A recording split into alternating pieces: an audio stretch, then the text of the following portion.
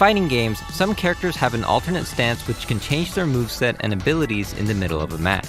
These characters are complex because it can be like learning two characters in one. But Lei Wulong has 13 stances. He has more stances than games have characters, and someone even made a tier list of them. But it's not as simple as just learning more moves. He also transitions in and out of different stances depending on what attacks he uses and even the direction he moves. People have mapped out extensive flowcharts to help players wrap their heads around what's essentially a Jackie Chan simulator. And this is just one character in a game with over 50, each one having pages and pages of moves. How can anyone remember all this? Why can't these games just have like 6 characters with a few moves each?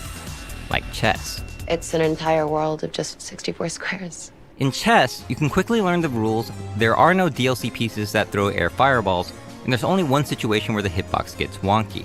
You move behind the pawn as if it had moved only 1 square and capture it.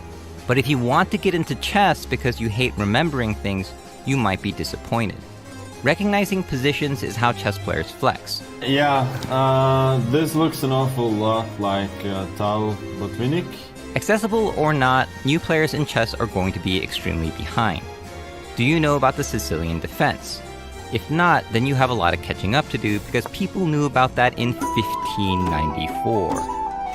In Korean gamer slang, these old games people have gotten really good in are called koinmul games. And its longtime players are koinmul, which literally translates to standing water. The stale water that never moves on, becoming more and more toxic to anything that dares enter it. Beautiful. The term is used tongue-in-cheek nowadays, but it's there to emphasize how ridiculously good people have gotten. 세 발을 한 칸에 꽂으면 고인물이고요. 세 발을 한 점에 꽂으면 썩은 물입니다.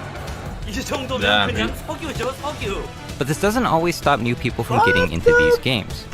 Chess has been played for centuries, Brood War has become a national pastime, and new players have come to slay the gods in MVC2 and Melee. Oh, that's gonna be insane! Insane! Takes Genesis 7! So what is the appeal of these stale water games where everyone is super good, and why do people keep playing them? And it looks like wow. Oh my Roundhouse with the game 1 pop-up. Well, some people want to practice or study things in a game to get good.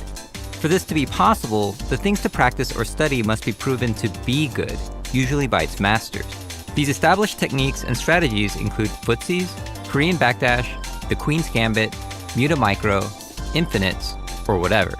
Magic creator Richard Garfield refers to these players as honers. Honers don't care that the Sicilian defense was discovered in the 16th century. They just want to study openers to get better at chess. They don't care that the perfect 9-dart finish has been calculated and achieved, they just want to practice their aim so they can do it themselves one day. But while those two examples are about honing, one is about muscle memory and the other is about memory. In other words, execution and knowledge. Honers like video games because you get to hone both in unique ways. You can nerd out about the properties of champions and weapons, but also flex your actions per minute or aim. In fighting games, a combo requires knowledge of an optimal sequence of buttons and moves, but you need the timing to execute it. Fighting game execution is about precise timing, and this requires practice. But honers don't want to practice or study because repeating something over and over is a good time. They must also gain a meaningful advantage for doing so. This is called leveling up. One of the biggest advantages you can get for honing execution appears in Street Fighter 3. No one fucking, like, what? No one says, oh, I leveled up because I played fucking Tekken for a year. Like, I'm much better now. Like, what? No, like, you're fucking better. You don't level up, dude. Like, fuck off. Like most fighting games, Street Fighter 3 has combos that require varying levels of Never practice heard anyone to use pull that off. fucking term unless they're actually leveling in the fucking game. Like, The idea is, the more practice you put in, the better combos you can do, improving your potential for damage and positioning. If you master the frame-perfect Kara Fukiage input with Makoto, you get to kill most characters with one combo. Say your phrase. Hey!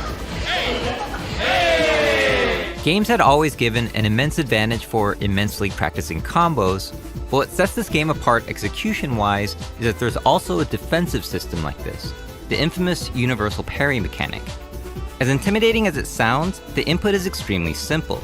Just tap forward right before you get hit, or down if it's a low hit. It's not a Works counter in to the air juggle, too, getting where juggled, blocking though. doesn't. Of course, the timing Like the is a other bit clip. strict. It'll parry If you in the mess air. up, you just get hit. Thankfully, Third If you're, Strike like, has a not bonus by stage hit. to help you practice parries, which gradually gets harder. But like most games, you can also just hold back the block, which requires no timing at all. The problem is, parrying has so many benefits. You never take damage, you hold your ground, and it increases the chances of a guaranteed punish. So how good can you get at parrying?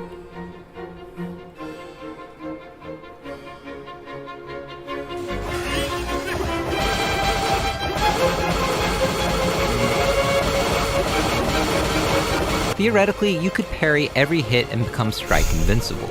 The more practice you put in, the more you can parry. But what makes this so honeable is that there are so many levels. Chun's super art here requires 15 timed inputs to do a full parry. That's 15 places to potentially mess up, and 15 levels you need to beat to be successful. With hold back to block, there is only one level. You can start to see why Third Strike has a hip-hop soundtrack. You must practice the rhythm of your opponent's attacks to level up your parrying.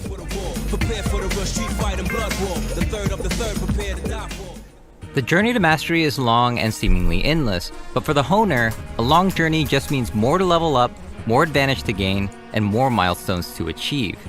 And the payoff for reaching a goal is reflected by how much practice it took to get there. Level up enough, and you might become a god and do something godlike.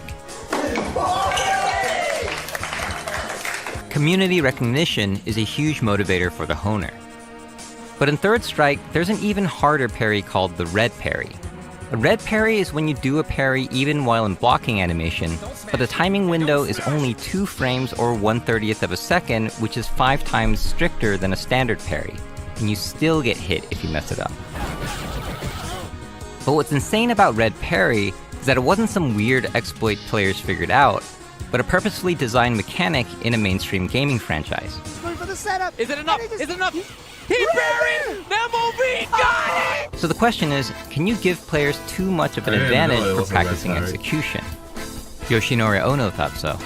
He didn't think the parry system in Street Fighter III was bad, but he says when it practically becomes a requirement for entry and you cannot compete on any level unless you master such difficult, precise inputs, then that's where I feel like we restricted ourselves to only an extremely core community.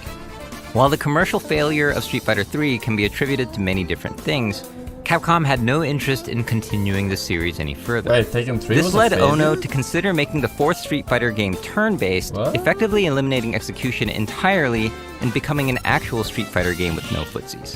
Oh, Street Thankfully, Fighter that 3. didn't happen, but I get it. We can't have people getting too good by practicing execution. But what about getting too good by studying knowledge? Lei and his 13 stance flowchart isn't going to study itself, and many modern fighters give you a huge advantage for understanding frame data. Even simple fighters give an upper hand to those who study these numbers. And the difference between knowing and not knowing is often a matter of life and death.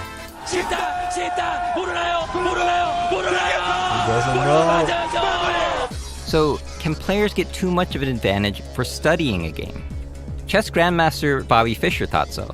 I've come along pretty late in chess. Chess has been played hundreds of years, so there isn't really that much left that's radically new. He criticized chess for requiring too much memorization, describing top chess players as having thick glasses looking at computer screens all day. Beautiful. Fischer went on to make a new variation of chess where the starting position of the back row pieces will be randomized each game. Black's pieces always mirror white's to keep it fair, and this results in 960 possible starting positions, hence the name Chess 960. This fresher version of chess allows chess honers' skills to still be relevant by keeping the same pieces and abilities, but the new starting positions provide something for people who are tired of honing and want to come up with new strategies. In other words, innovate.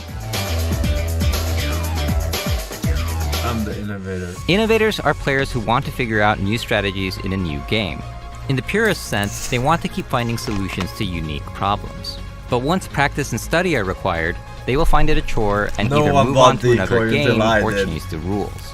Before your scrub alarm goes off, realize you have likely played games with house rules or made some yourself. Does anyone actually play Monopoly by its Forsen's official law. rules?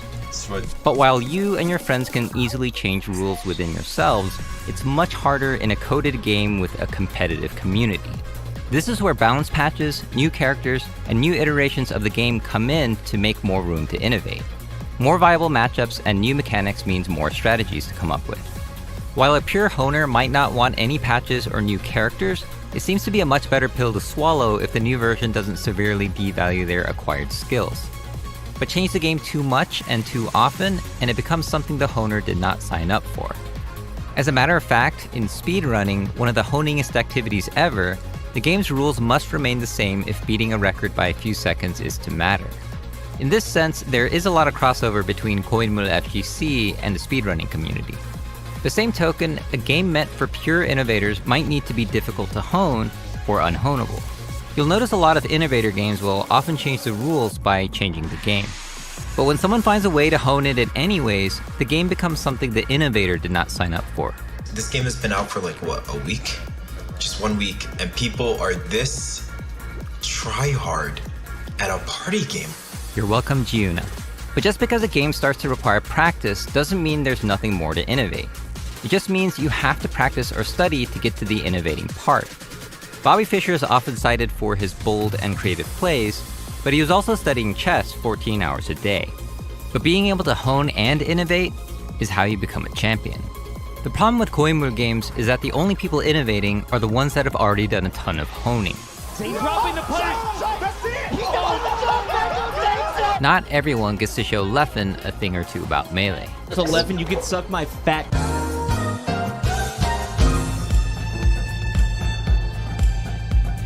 For the better or worse, fighting games have a reputation of being a honer's genre because from the start, it's extremely obvious that there's a lot to practice and a lot to study. I mean, these games have training modes. So the question for devs making modern fighting games is, how do we get players to the innovating part faster? One approach is to provide excellent study materials, but this doesn't eliminate the need to study. You can remove or eliminate things that require practice, but honers will have less to hone, and innovator types will get steamrolled anyways because you can't remove honed legacy skills like footsies unless you go turn-based.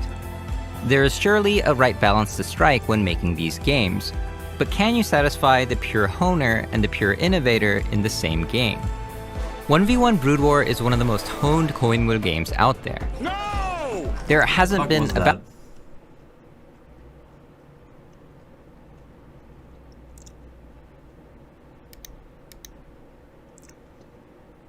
Is this actually a fighting game with turn-based? It's not multiplayer, is it? So turn-based. That would be a pretty good card game multiplayer though, right? You have attacks, all the normal attacks, right? Like low kick, mid kick, punch, other punch, you know, 1, 2, 3, 4. Against real opponents, they have the same thing. And you have block and these things too, right? And then if you get hit, then you can play your combo cards, right? Or if you get a hit in, then you can play the combo cards. There is surely it's a a little right bit rock, paper, scissors, yeah. But so is real Taken. Players have created infinite resource maps, Zergling-only modes, and even this weird Metal Slug map, which is kind of insane that someone made that. Some have even gotten good in these variations, forming entire communities and tournaments around them. To try hard, just jump into a new map with new rules. The point is, people can play these games while still existing in the larger StarCraft ecosystem, and without affecting the main 1v1 game, which has become a honer's paradise now. Oh, okay, they each have a little dude that they're running around. Oh, this is great! It's become a sort of StarCraft gaming platform. Smash also has very flexible rule shaping, but players went the opposite way and turned an innovator's game into a very honeable version. And of course, poker has tons of variations, competitive and even single player. But some developers have directly embraced practice and made games to awaken our inner honer with great success. Of course, Hidetaka Miyazaki had to keep this a secret from the marketing department to get his game made. But some honer games hide its true colors by its very design. What's actually really beautiful about chess is that its honing aspect is hidden to people with no interest studying it. This quiet game that has sat in over 100 million homes has been honed for longer than we've been alive, and will be honed after we're not. This was Gerald from Corey Gaming. Thanks for watching. This video was sponsored by Brook Game. Pretty good, pretty good. If you liked the video, make sure to leave a like and a comment of what you want to see next.